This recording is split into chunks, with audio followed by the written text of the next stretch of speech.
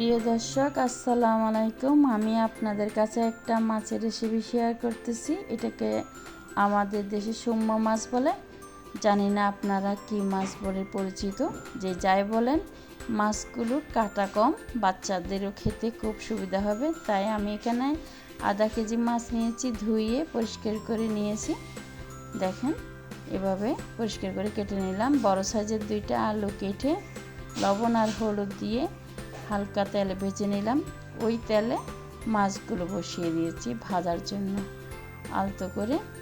এই পিঠ পেঁয়াজ কুচি দিয়েছি অল্প, এগুলো একটু নেড়ে চেড়ে, তারপর লবণ দিয়েছি, হলুদের গুঁড়ো দিয়েছি, একটু পানি দিয়ে আবারও কষিয়ে নিলাম।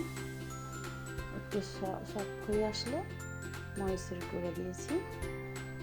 মরিচের গুঁড়ো দিয়ে 4টা টমেটো ছোট আকারের, তাই 4টা দিয়েছি। এগুলো ডিপ ফ্রিজে সংগ্রহ করে রাখানো ছিল। একটু কষিয়ে নিলাম হালকা পানি দিয়ে।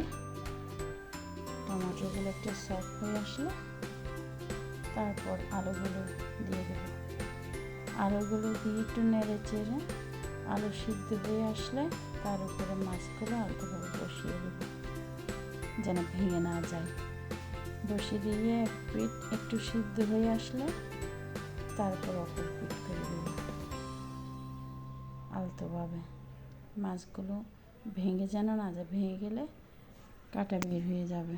তারপর অল্প পানি দিয়ে, দেখেন, অল্প করে পানি দিয়ে 10 মিনিটের জন্য চুলায় বসিয়ে দিয়েছি। তার 10 মিনিট পরে ধনেপাতা কুচি দিয়েছি।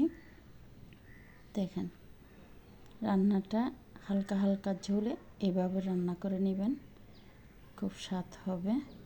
বেশি ঝোল দিতে যাইয়েন না, বেশি ঝোল দিলে মাছের স্বাদটা তেমন ভালো লাগে না।